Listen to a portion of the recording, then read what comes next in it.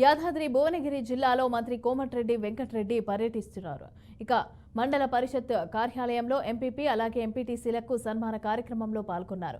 జిల్లాలో 100 కోట్లతో అభివృద్ధి పనులు జరిగినట్లుగా మంత్రి కోమటిరెడ్డి వెల్లడించారు. యాదాద్రి లక్ష్మీ నరసింహస్వామి ఆశీస్సులతో రాష్ట్రంలో కాంగ్రెస్ ప్రభుత్వం అధికారంలోకి వచ్చిందని అన్నారు. హైదరాబాద్ నుంచి భువనగిరి వరకు ఎక్స్ప్రెస్ హైవే నిర్మిస్తామని వెంకటరెడ్డి తెలిపారు. జనరల్ బాడీ మీటింగ్ మధ్యలో ఇదే మీటింగ్లో కూర్చున్నాం. మన పార్టీ అధికారం లేదు. అప్పుడు మనం డిస్కస్ చేసుకుని సమస్యల మీద మాట్లాడితే కరెంట్ ఏది అడిగితే సార్ మండలంలో అన్ని ట్రాన్స్ఫార్మర్లు లో వోల్టేజ్ ఉన్నది, వోల్టేజ్ వచ్చి రైతులకు ఇబ్బంది అవుతుంది, ట్రాన్స్ఫార్మర్ కావాలంటే ఒక వారం 10 రోజుల్లోనే మీ ముందరనే ఫోన్ చేసి 20 ట్రాన్స్ఫార్మర్లు ఒకటే రోజు చేపించడం జరిగింది.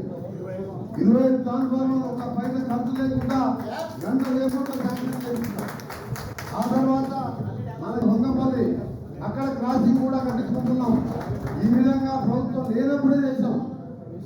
ఇంకా ఒకటే చివరి మాట చెప్తున్నా, నన్ను ఎంపీగా మీరందరూ ఆ రోజు ఎంతో ఆశీర్వదించి ప్రభుత్వం టీఆర్ఎస్ది రెండవసారి అప్పుడే అధికారంలోకి వచ్చింది. మీరు భుజాల మీద మోసుకొని గుండెల్లో పెట్టుకొని మీ సొంత డబ్బులతో నన్ను ఎంపీగా గెలిపించారు.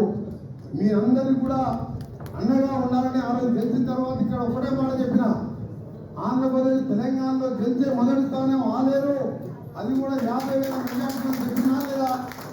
ఇక్కడ టీవీ వాళ్ళు కూడా వాళ్ళే ఉన్న పాత రిపోర్టర్లే చెప్పేగా లేదా? మొదటి రోజు ఏమైనా ఆఖరి 50,000కు 130 ఓట్లు తక్కువ వచ్చింది. నా మాట కరెక్ట్ అయిందా లేదా? లక్ష్మీనరసింహ స్వామి ఆశీర్వాదంతో మా ఐలయ్య గారిని, ఇప్పుడు మా తమ్ముడిని కిరణ్ కుమార్ రెడ్డి గెలిపించిన మీ మేలు, ఈ బాధ్యత, ఈ పదవి మా కోసం కాదు, మీకోసం పనిచేస్తాం. ఇంకొక రాజగోపాల్ రెడ్డి గారు యువకుడు ఈ రోజు మళ్ళా కూడా మీ అందరు కూడా అందుబాటులో ఉంటాడు. భువనగిరి ఎమ్మెల్యే అనిల్ కుమార్ రెడ్డి గారు ఉన్నారు, అక్కడ శామిల్ గారు ఉన్నారు. ఏమున్నా సరే ఏ చిన్న సమస్య